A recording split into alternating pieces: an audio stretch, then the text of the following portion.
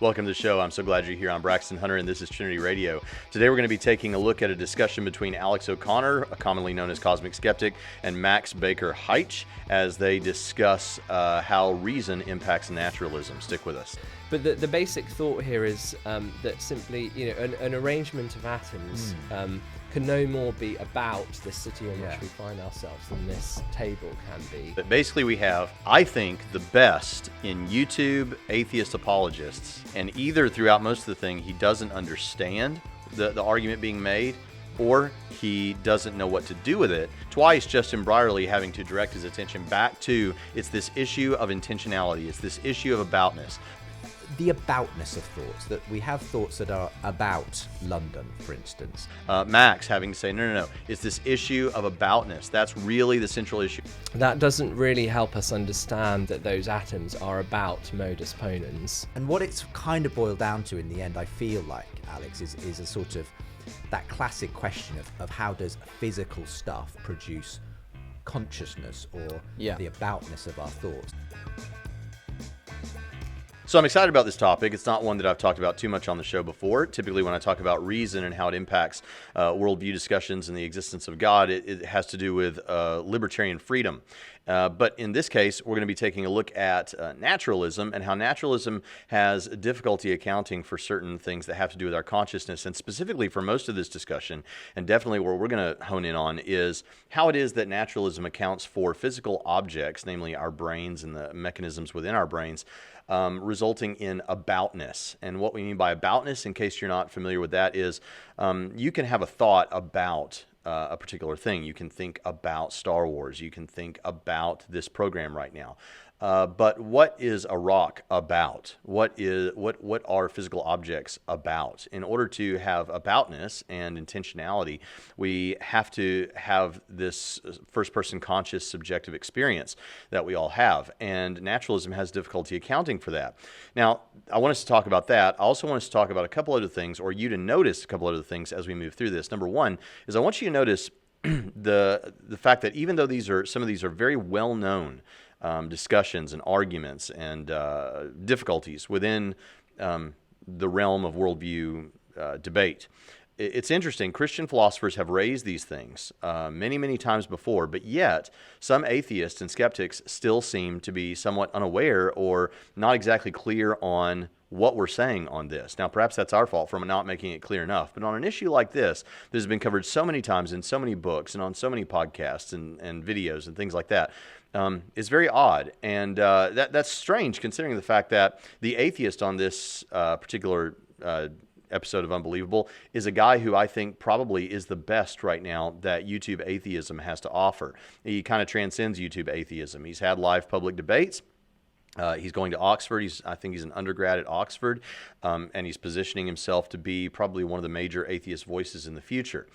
Nevertheless, throughout this entire discussion, what we continue to see is Alex O'Connor trying to address issues that aren't the central item that Max is raising as an item of concern. And Max and even the host, Justin Brierley, have to continually say, well, that's not really the key point that we're trying to get to.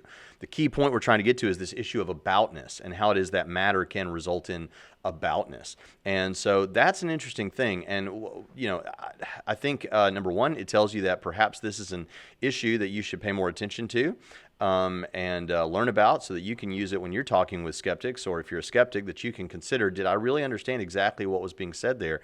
And maybe I should consider it more deeply. And that's not a slight, again, to my atheist audience or to Alex O'Connor, who I think, again, is brilliant. And I think he's the best, or at least among the best, that young atheism and YouTube atheism has to offer. The other thing that I want you to notice is often I've seen this happen, and I think it's important even when we're talking about deductive arguments, but there are different kinds of arguments. And often what I see among our atheist friends is this idea that if in any way I can wiggle out of whatever you're saying, if I can find any possible explanation that I don't even know if it's true, but so long as it's possibly true, then it gets me out of the teeth of the argument that you're making. That's what's known as a philosophical defeater. But atheists apply it even to probabilistic arguments, where we're just trying to raise the probability. Not every argument is this slam dunk deductive. If premise 1 and premise 2 are true, then the conclusion must follow necessarily. And so, there it is. It's this clinching argument. It's like a slam dunk or whatever.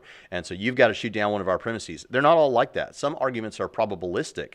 And because they're probabilistic, what you want to ask is, which explanation is more plausible or more likely to be true? Which one should we believe?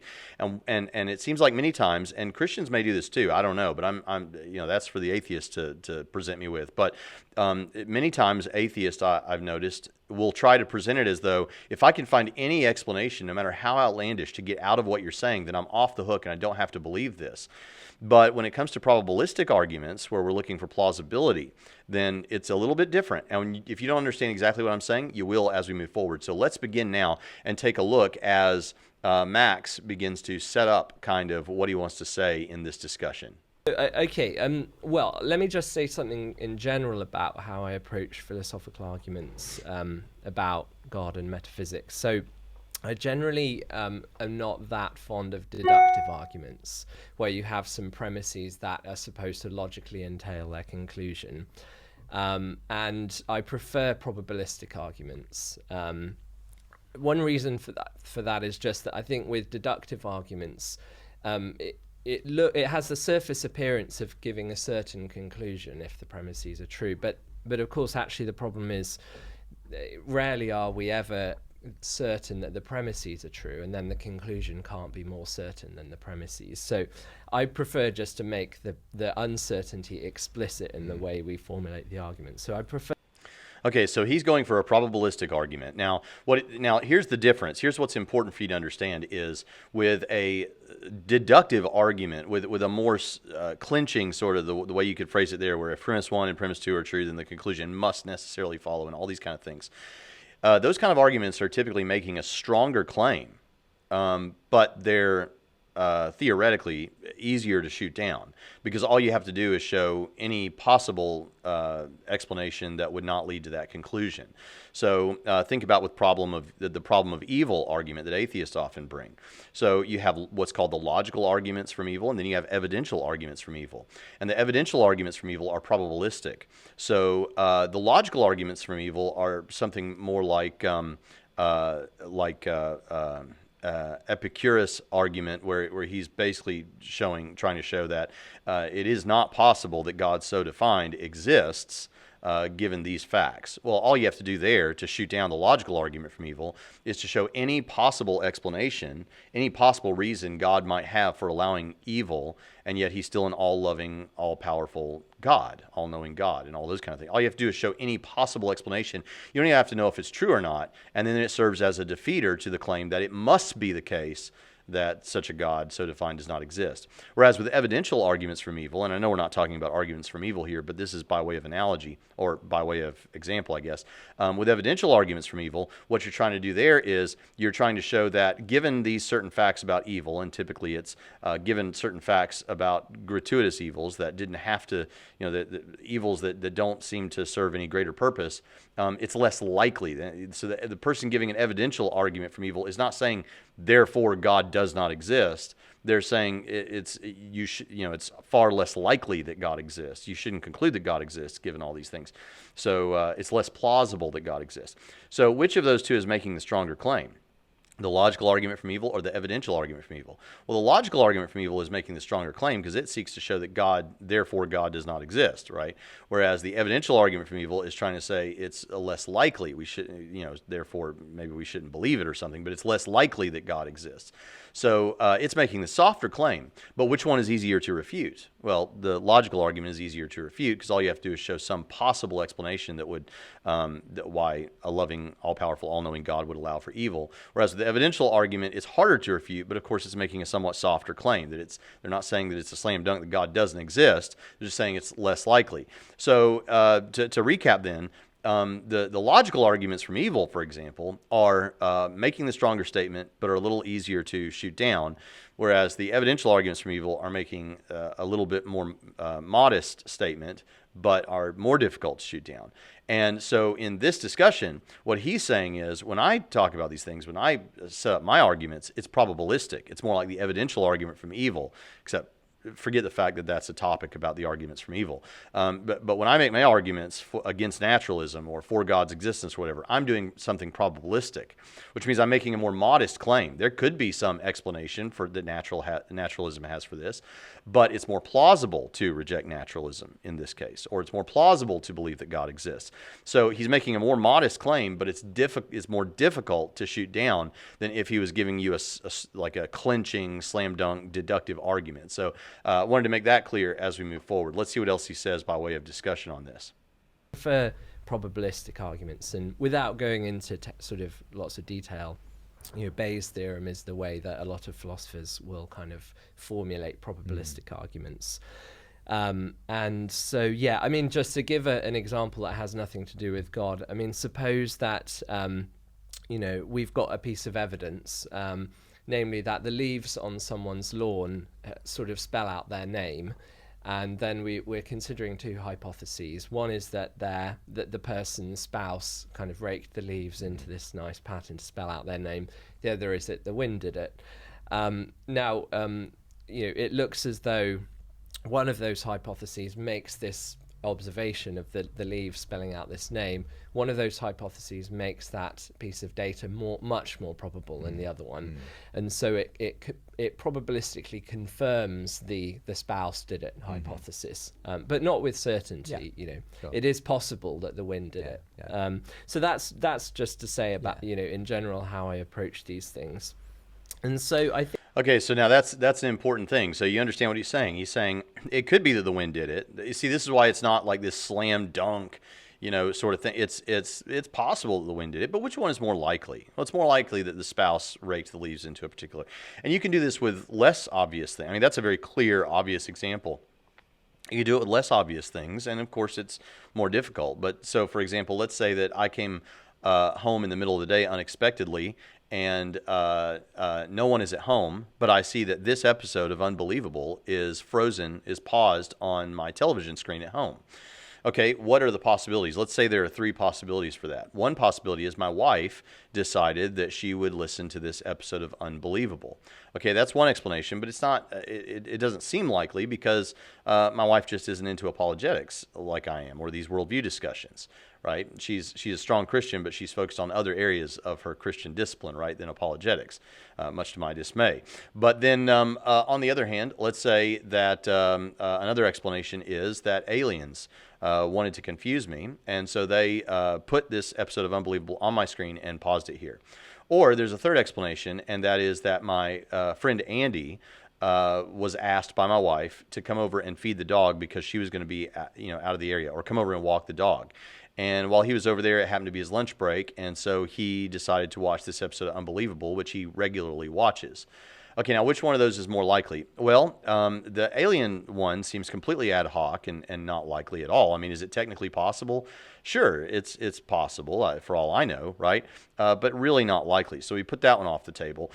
Is it possible that my wife could have decided all of a sudden, hey, my husband is into these worldview discussions, I'm going to get into it, and happen to pick the one that I'm doing an episode about today?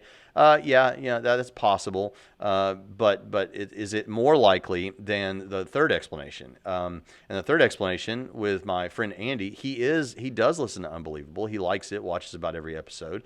I did mention that I was going to be maybe doing an episode on this today, and so he would be interested in hearing what I might respond to about this. And I do remember that my wife was going to be gone all day, and she regularly asks him to come over to walk the dog. And so what's the best explanation?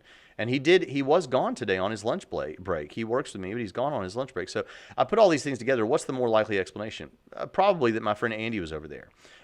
So you can do this in various ways. Now, are any of these things a slam dunk? No, but you're looking for what's most probable. Now, here's what that means. That means that this idea that an atheist could just give some, no matter how unlikely explanation that would that might possibly be true, while that may work better with these slam dunk arguments, or arguments that are attempting to be slam dunk arguments, they don't work that well with probabilistic arguments, because, okay, you've got some weird explanation, but which one's more likely?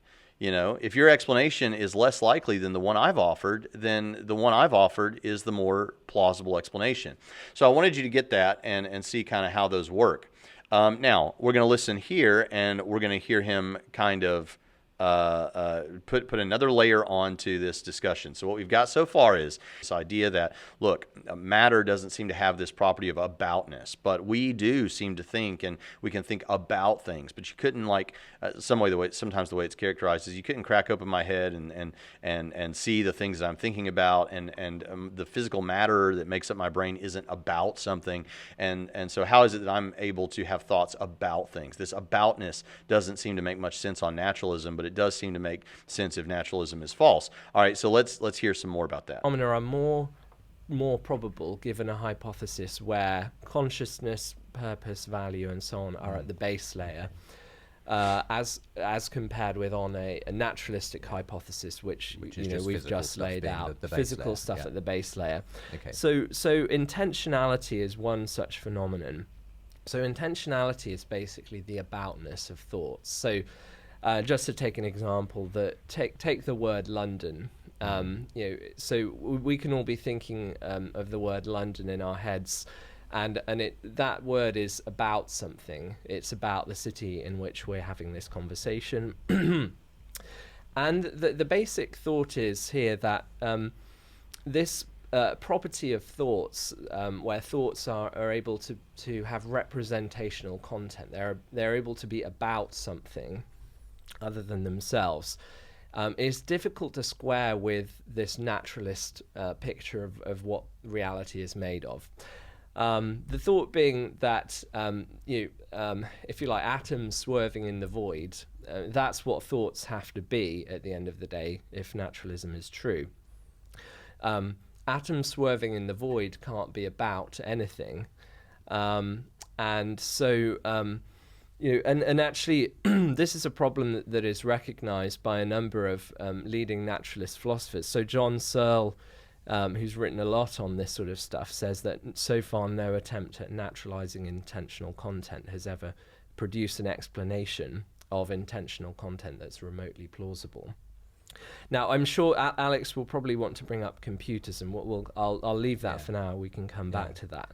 But the basic thought here is that simply, an arrangement of atoms can no more be about the city in which we find ourselves than this table can be. Right. And so that's one phenomenon that seems hard to account for, given what naturalism says the world is made of. Before you come to the others, we're fast approaching almost our first break, so time. Okay, so he's kind of illustrated again what we've already been saying, so I won't spend too much time commenting on that, but I think he gives a great explanation there, is how can a collection of atoms be about London? Right? London is a concept. London is what we call this city, this community of people, the physical structures of it, all these kind of things. How can a collection of atoms be about that or anything else? So I think this has been explained pretty well now. I think that the idea is, how can physical stuff be about something? It's this issue of aboutness that is of principal importance. Now, what you're going to see throughout the rest of this is Alex responding to something, but not responding with precision to what Max is actually raising. And you'll see Max and I think Justin Brierley having to kind of bring him back to the main point. Now, again, this is not to a slight to Alex or anything. It's just to show that I think some of these things that are really powerful, perhaps we haven't done a good enough job explaining. I don't think that's the case, but I would like for our skeptical audience to consider, did I really understand what the Christians were saying there, or the theists were saying there? And for Christians, maybe get some more precision when you make these arguments as well. All right, so let's move on now, and let's take a look at how this goes next. Alex O'Connor, well known as the Cosmic Skeptic online, is here to respond. Okay, lots to respond to there, and I don't know where you want to begin, but maybe we'll start with this issue of intentionality that Max first brought up, which is the aboutness of thoughts. That we have thoughts that are about London, for instance, and in what sense can something that ultimately is reducible to a physical thing, atoms, electrons, and so on, be about anything? As I say, huge metaphysical problem in the philosophy of mind, but where would you begin with that kind of an issue? I want to make sure I'm understanding this correctly.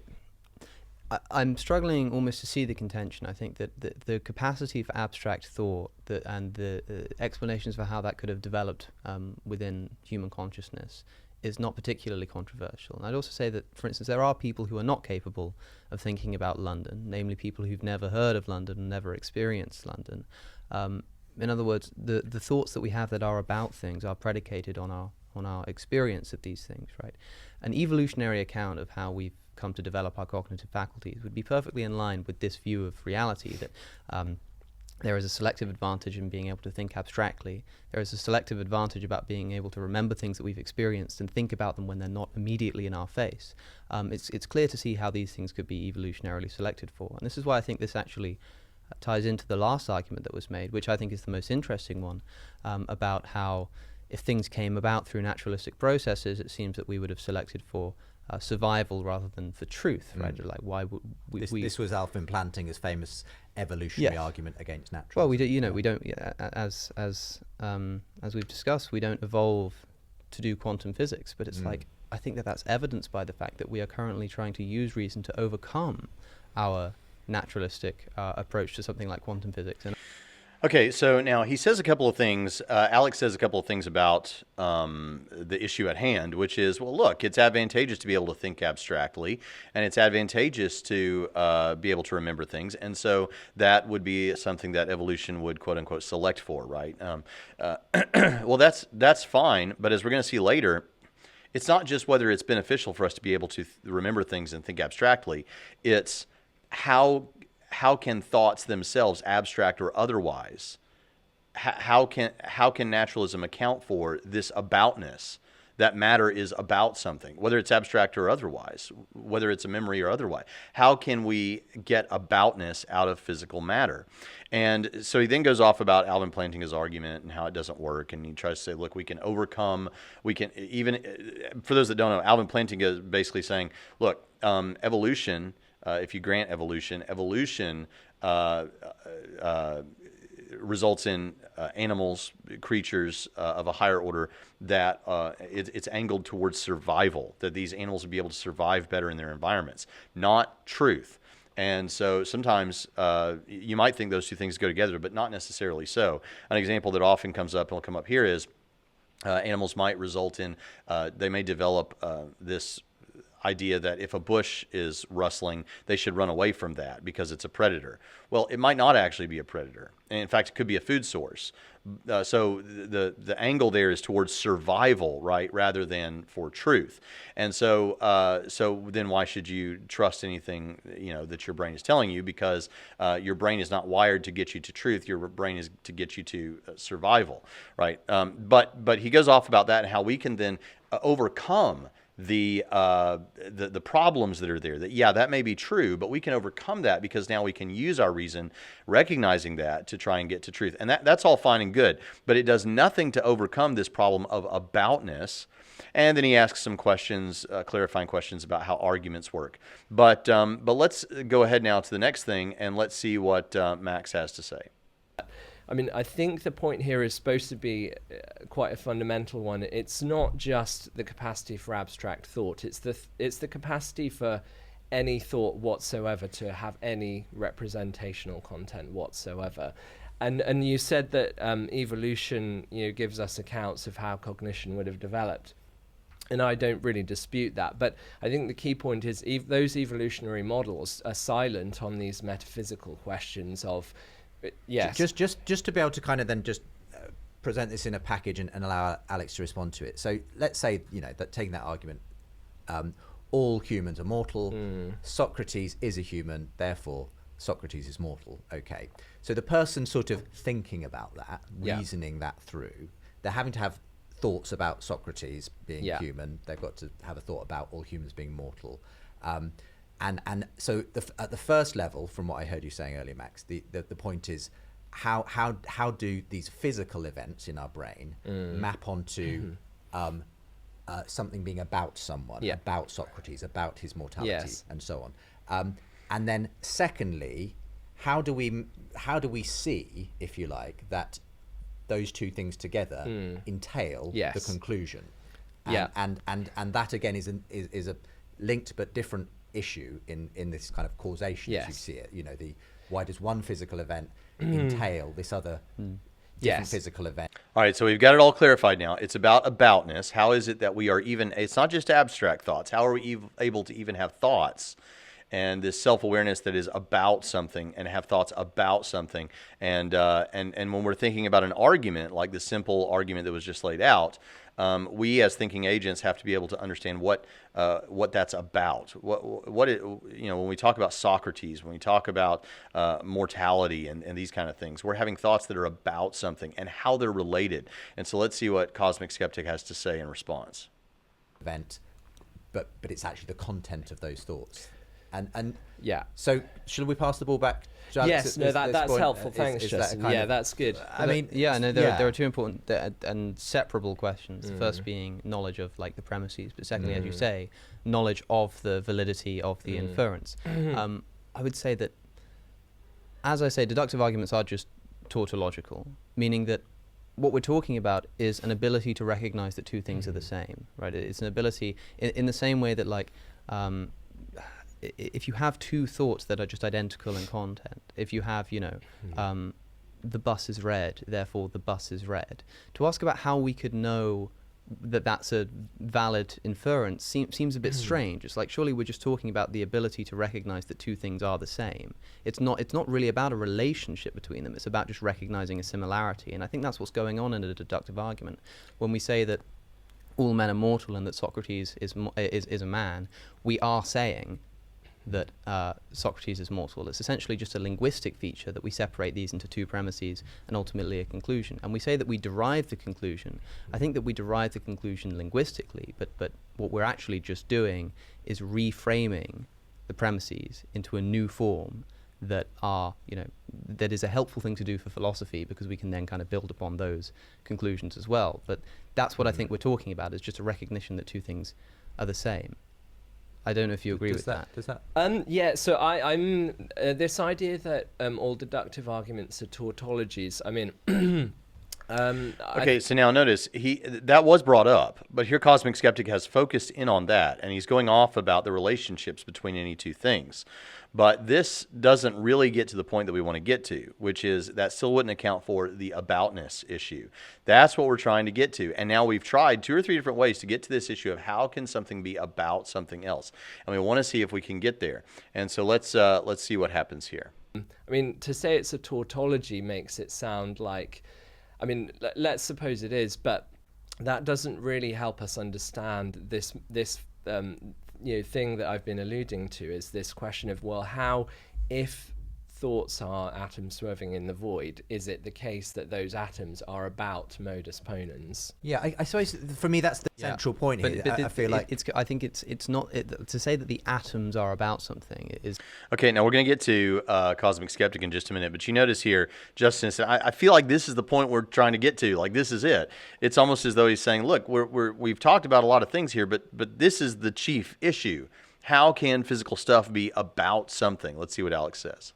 Is to kind of, it's using something of a reverse fallacy of composition, it seems to me, to be saying that everything's made up of atoms, therefore thoughts must be, if a thought is about London, it must just be atoms about London in some sense. It's like, I think it's in the same way as saying like a book is made of atoms, but a book can be about London despite the atoms of the book being made up of not about London, if you see what I'm saying, right? So like we're talking about a naturalistic process which has given rise to something which can attach itself to abstract thought. We're not talking about the process itself and the building blocks upon which it's based being the thing that does the thinking, right?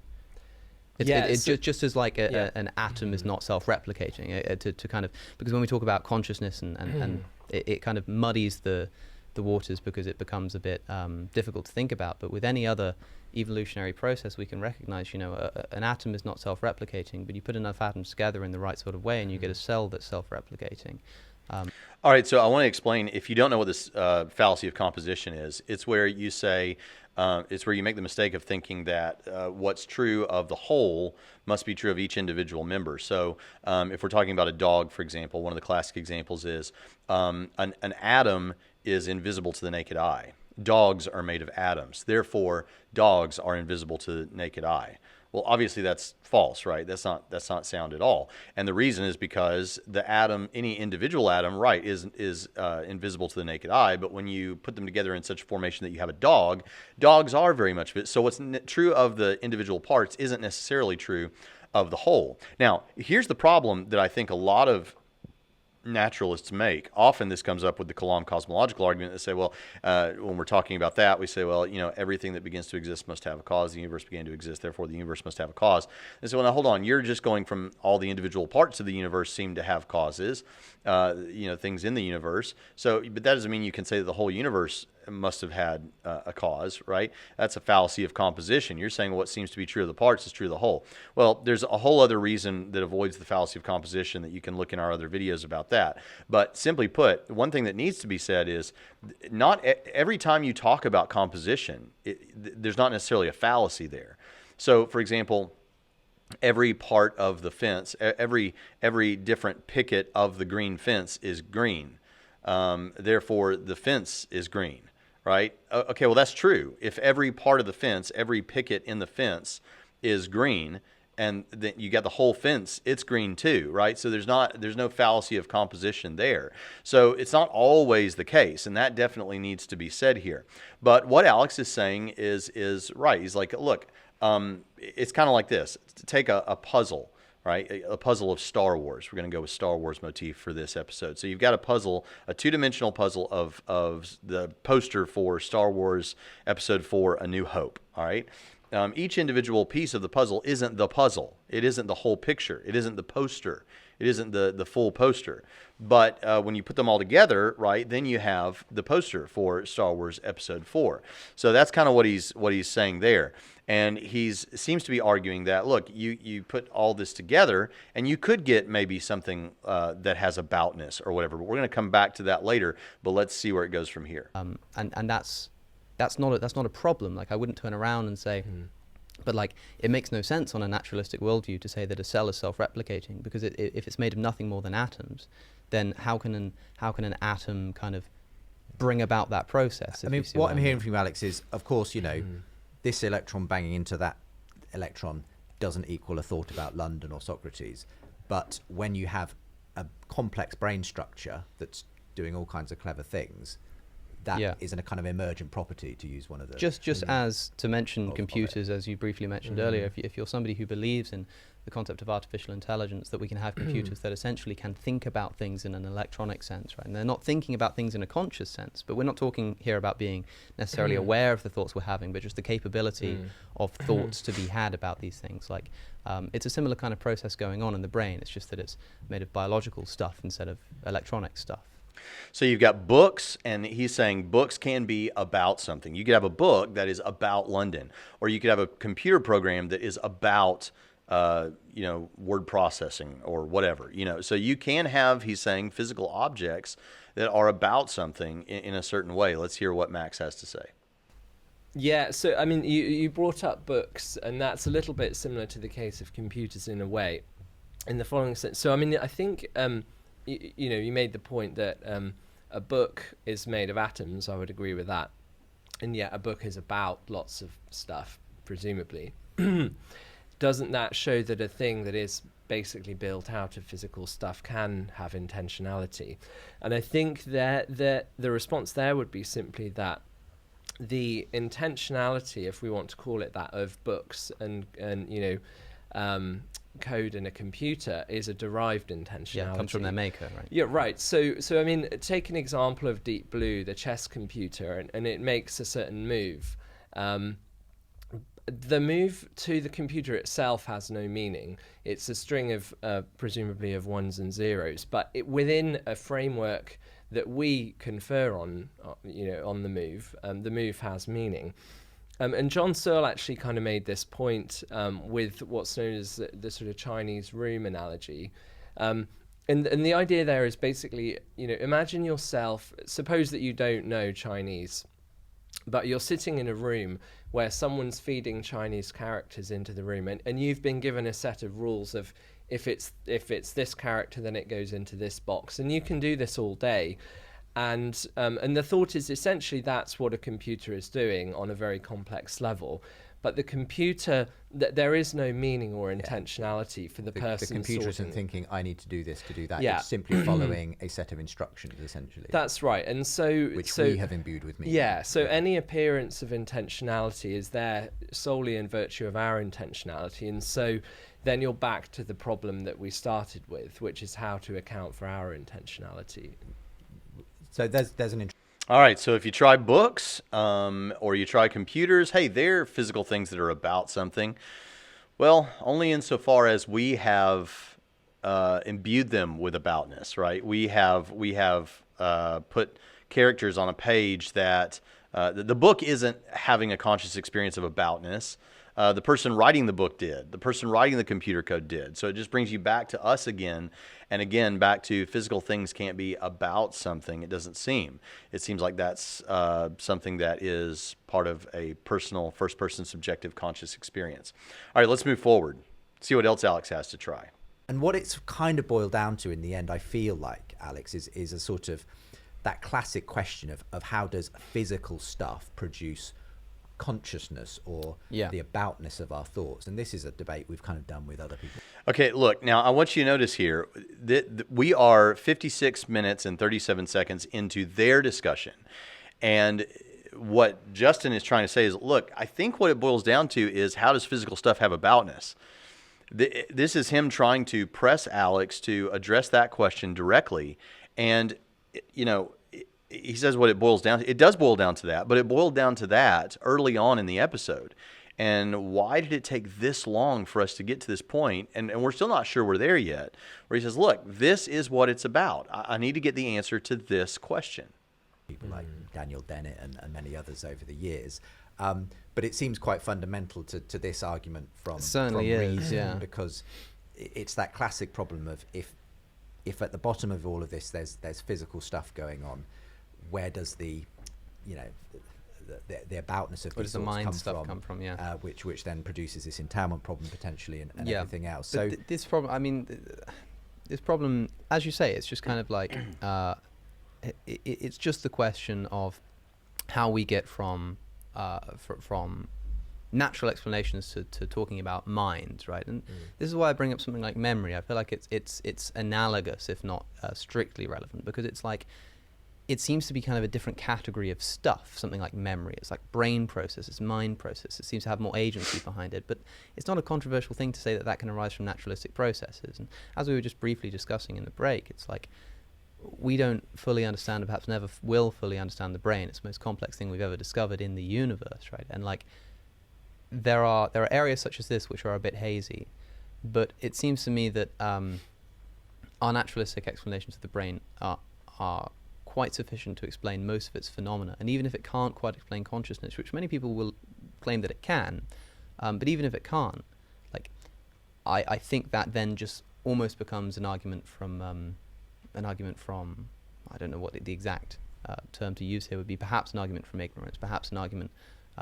And if you're pushing it in the direction of God, a God of the gaps, essentially, I suppose so. But it's not quite, because I mean you're not just kind of saying this is God. You're talking about kind of an unexplained area of psychology and hypothesizing some kind of supernatural agency. I think that's perhaps a step that we don't need to take, or we're a bit too hasty to take. I think that we should just recognize that, like, for instance, perhaps to wrap up that kind of part of the discussion, do you think it's possible for a process of thought and thinking about things and intentionalism, this kind of stuff, to arise from naturalistic processes? Do you think it's possible at all? Like, do you think it's like conceivably possible in principle? So now notice here, Alex is setting up for, if it's possible at all, then it means that it's not necessarily the case that naturalism is false. But remember, this is a probabilistic issue and not one of these hardcore slam dunk logical issues like we talked about before. So let's see what Max has to say. No, so I think that given how we've defined naturalism earlier in the program, the basic resources that you have to if you like, to build conscious, well, and actually we haven't talked about conscious experience itself, which I would say is actually one layer more fundamental than intentionality, just that the existence of a first person subjective perspective. Just see, and I'm glad to hear you sort of be open at least to thinking that we don't have an explanation for that, at least currently. But yeah, I mean, what I want to say there is it's not a sort of claim that we don't yet sort of know the mechanism or the arrangement. We don't fully understand the arrangement of physical stuff that you would need to get this first person perspective and then this aboutness. It is something more fundamental than that, namely that the ingredients that naturalism gives us are not, they don't enable us to build that kind of stuff. The physical stuff, which has no first-person perspective, is no matter. The thought is, no matter how you combine it, no matter how complex the arrangement, that physical stuff is never going to produce a first-person perspective. Okay, now hold on. So Alex brought up earlier the fallacy of composition, and he's talking now about, do you see any way that naturalism could account for this? And Max is saying no. And the reason is, all right, let's go back to the fallacy of composition, which isn't under discussion at this very moment, but I think it serves a great analogy. So Alex's previous statement was, any individual atom bumping into another atom doesn't give you aboutness, and it also doesn't give you this first-person subjective conscious experience that we have. But enough of them, perhaps, in a sophisticated enough arrangement, like something as sophisticated as our brains, perhaps could give you something like that. Okay. Now let's think about that for a minute. Imagine that you have the Star Wars puzzle, right? Each individual piece of the puzzle doesn't give you the picture of the poster for Star Wars Episode 4. But, forgive all the sniffles, I'm still sick. But Alex is saying something like, but if you put all the puzzle pieces together, you've got Star Wars Episode 4's poster, right? Fair enough. But what I take Max to be saying is something more like, fine, have your individual pieces of the puzzle that when put all together make this really sophisticated picture of the poster for A New Hope, Star Wars Episode 4. Nevertheless, the problem that you're facing now, Alex, is what you're trying to say. What we're talking about here is more like saying, if you put all the pieces of the puzzle together, they don't just give you the poster for Star Wars Episode 4, A New Hope. What they actually give you is the movie itself. And we get to hear the actors and see the action and all these kind of things.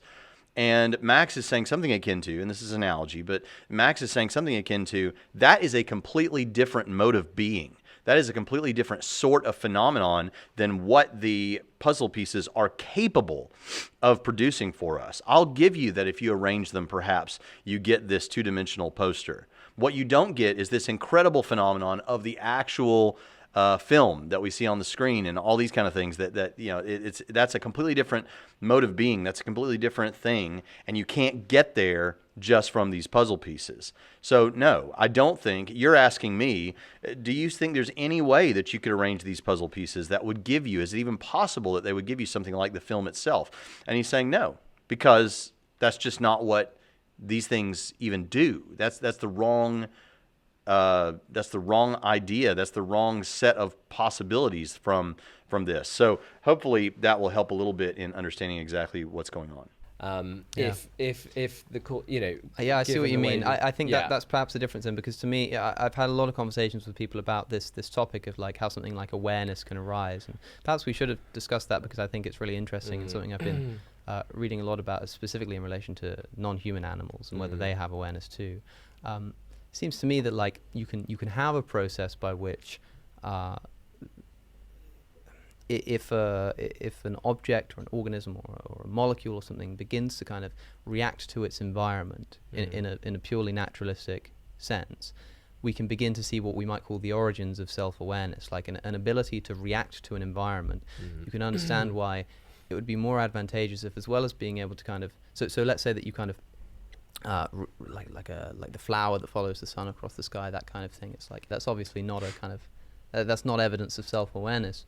But if we talk about the development of faculty like that, we can see why it would be beneficial to have not just a kind of not just a what you might call an instinctual reaction, which is essentially what it would be, to kind of a desire to do so, developing the experiences of pleasure and pain, right? And if you develop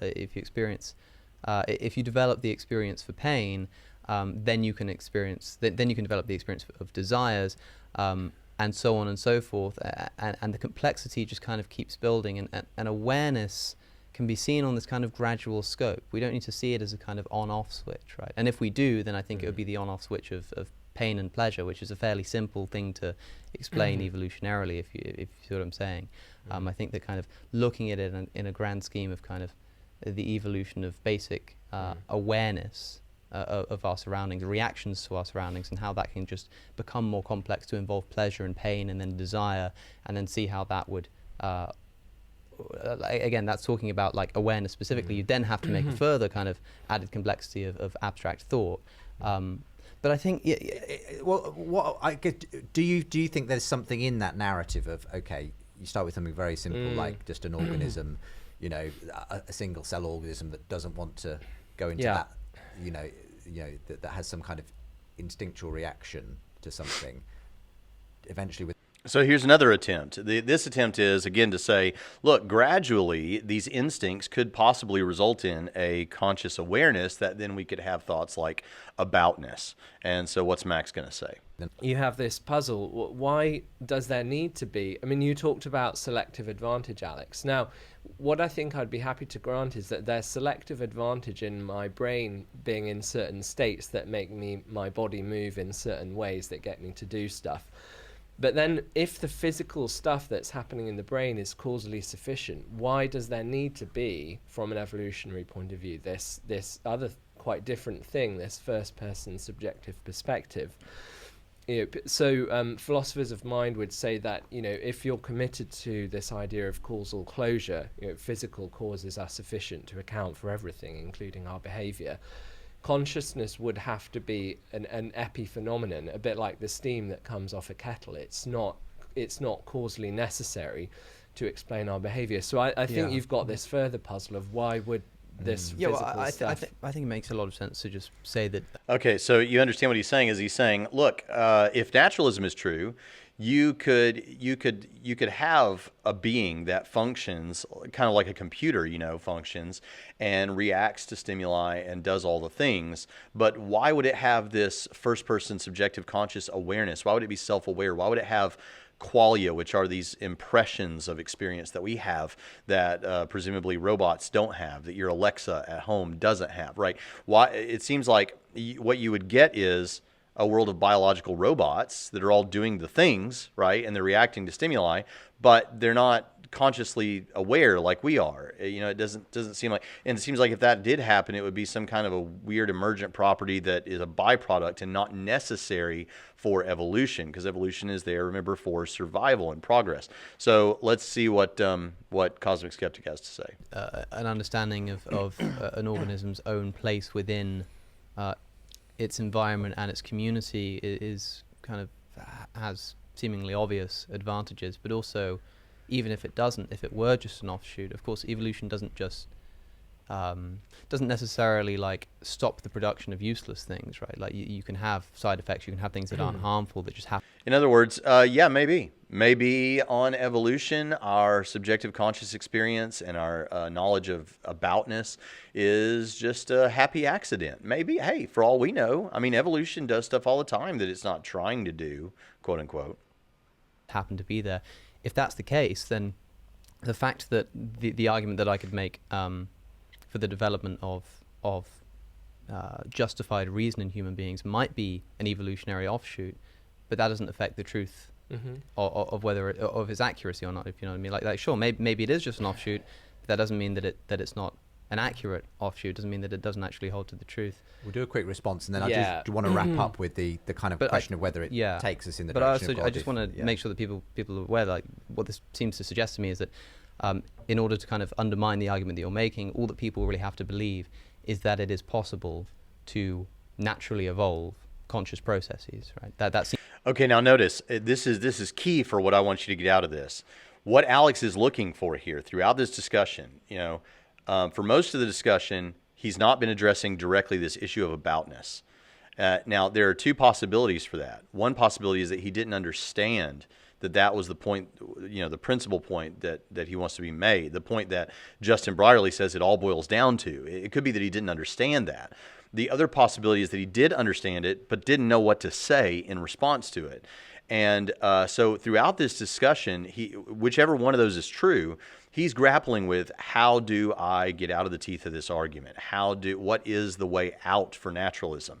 And here what he comes to is, hey, isn't it the case that so long as people think that it's even possible that maybe gradually our reaction to things and different organisms' reactions and instincts could maybe result in something like this? Doesn't that mere possibility get us out of the teeth of this argument? But remember, that's why Max began by saying, or early on said, I don't present these slam dunk arguments. I'm not presenting to you that one that's like meant to be a necessary entailment. What I'm saying is which perspective is more plausible, and you can't get out of that with a mere possibility that could serve as a philosophical defeater. Let's hear Max say it in his own words. That seems to be the kind of crux of the point. And I wasn't talking about gradation that leads to conscious awareness, but the gradation of conscious awareness. And I think that if a listener can agree that it's plausible that conscious awareness and ultimately feelings of pleasure and pain and this kind of stuff can evolve from naturalistic causes, then they can disagree with the argument that you're making. I think, would that perhaps be the way to disagree with you here then? So I want to say no, because this is a probabilistic argument. This is about which hypothesis makes the data more likely or not. So, my earlier example of the leaves on the lawn, it's possible, it's physically possible, it's logically possible as well, for the leaves to be arranged to spell out the person's name. By the wind. Right, by the wind, sorry, thanks, Justin. But the question is, which hypothesis predicts this data more strongly? And merely to say it's possible in some sense, which I think I might be willing to grant, it is conceivable that evolution throws up this unnecessary offshoot, namely subjective experience. That doesn't show that the naturalistic hypothesis makes this data at all likely, and that's really the key question here. I mean, do you feel then that overall, as you understand this argument, Max, obviously that it comports more with the theistic view then? Presumably your view is if naturalism... Right, so there you have it. Basically, we have an episode of Unbelievable where you've got, I think, the best that I'm aware of in YouTube atheist apologists, apologists for atheism, and a guy going to Oxford. He's probably going to be a big name going forward in the future. And either throughout most of the thing, he doesn't understand the argument being made, or he doesn't know what to do with it, and so starts attacking or responding to these kind of secondary issues somewhat related to that issue, but not directly attacking it. Twice, Justin Brierley having to direct his attention back to, it's this issue of intentionality, it's this issue of aboutness.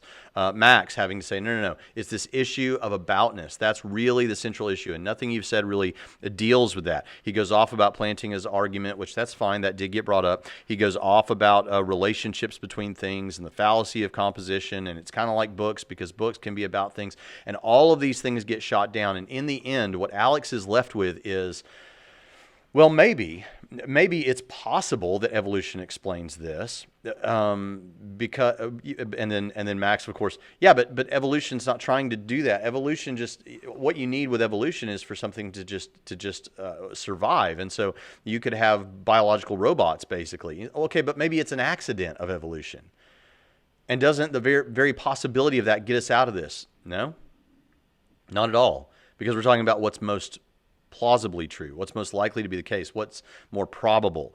And your idea that the way out of this is to say that maybe somehow evolution did it, and maybe it was a happy accident of evolution, just isn't good enough. You got to do better than that. And so I think we can take away several interesting things from this discussion.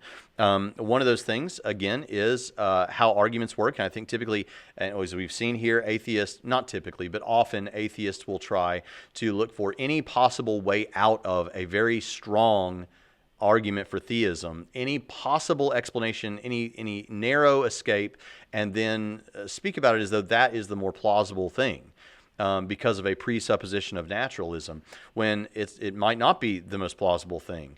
Don't just look for, and this is something that everybody's got to do, because this is where your bias can just run amok, is you don't want to just look for what is technically my way out of this. You want to look at what is most likely to be true. And I think what we saw here is Alex kind of, with a commitment to naturalism, saying, what is my way out of the teeth of this thing? Instead of what is more likely to be true, which is what Max was purporting. And I think that's very, very important. We learned a little bit about how probabilistic arguments work as opposed to your more deductive, slam dunk, clinching arguments. And we learned what the strength of probabilistic arguments are in that respect. And so and we learned a little bit about this problem of aboutness for naturalism. So I think this is pretty good. Now, obviously, this argument going through just gets to the point where, look, naturalism is not the best explanation. Okay, so let's put naturalism aside. But then we would bring in further argumentation to get you to theism and then to Christianity. I have to say, folks, it blows my mind how often I hear skeptics on my channel and see on other channels saying, yeah, but that Kalam argument or this argument or some design argument or moral argument just gets you to some kind of a God or just gets you to naturalism's false. It doesn't get you to Christian theism, and you're trying to say that therefore Christianity is true. No. We always supply further argumentation. I would give a resurrection case after this to try and show that the God of Christianity is true. Or in this case, I might give a theistic argument and then a resurrection case. We always follow it with further argumentation. So if in the comments for this video I see people saying something like, well, even if that's true, it doesn't get you to the Christian God. Okay, it wasn't meant to. It was meant to be a piece in the puzzle, right? So in this case, it's not a puzzle of the poster for Star Wars Episode 4, The New Hope, but for the truth of Christianity. This is one piece in the puzzle. And so that's a very important thing. I can always tell who watches the videos because often the things that they're raising were covered in the videos. Anyway, I hope this has been a blessing to you. And if you have questions or if you'd like to go further and maybe commit your life to the Lord Jesus Christ and begin serving Him, then you can contact me at braxton@trinityradio.org.